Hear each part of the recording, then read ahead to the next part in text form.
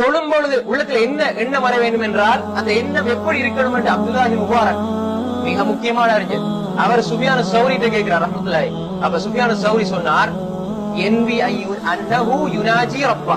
அவர் எப்படி எண்ணத்தோடு என்றால் அவர் ரப்போட முனாஜாத் செய்து கொண்டிருக்கிறார், இரகசியமாக தன்னுடைய ரப்போடு பேசிக் கொண்டிருக்கிறார். நான் தொழுகிறேன் ஓதுகிறேன் என்றால் நான் ரகசியமா இந்த ரப்போட பேசிட்டு இருக்கேன். ரொம்ப நெருக்கமான ஒரு பெரிய ஒரு அதிகாரி, பெரிய ஒரு பிரபலியமான ஒரு ஆளோட நீங்க பேசும்போது யாராவது குறுக்க வந்தா அல்லது சிந்தனை எங்கேயாவது போவார். குறுக்க வந்தா யாரும் வந்தா கோவப்படுவீங்க, சிந்தனை எங்கேயாவது நான் சொல்லுங்க இருப்பீங்க. ஆனா ரப்போட பேசும்பொழுது நாங்க எங்கேயோ கவனங்களை சிதற விடுறோம். எனவேதான் அன்னஹு யுனாஜி ரப்பா, அவர் ரப்போடு தனித்திருந்து உரையாடி கொண்டு பேசிக் கொண்டிருக்கிறார் என்று எண்ணிக்கொள்ள வேண்டும் என்பதாக சுஃபியான் ஸௌரி ரஹ்மத்துல்லாஹி சொன்னதை முஹம்மது இப்னு நஸ்ர் அல் மர்வஸி ரஹ்மத்துல்லாஹி தனது தஅதீம் கத்ரி ஸலா என்ற நூலிலே பதிவு செய்திருக்கிறார்.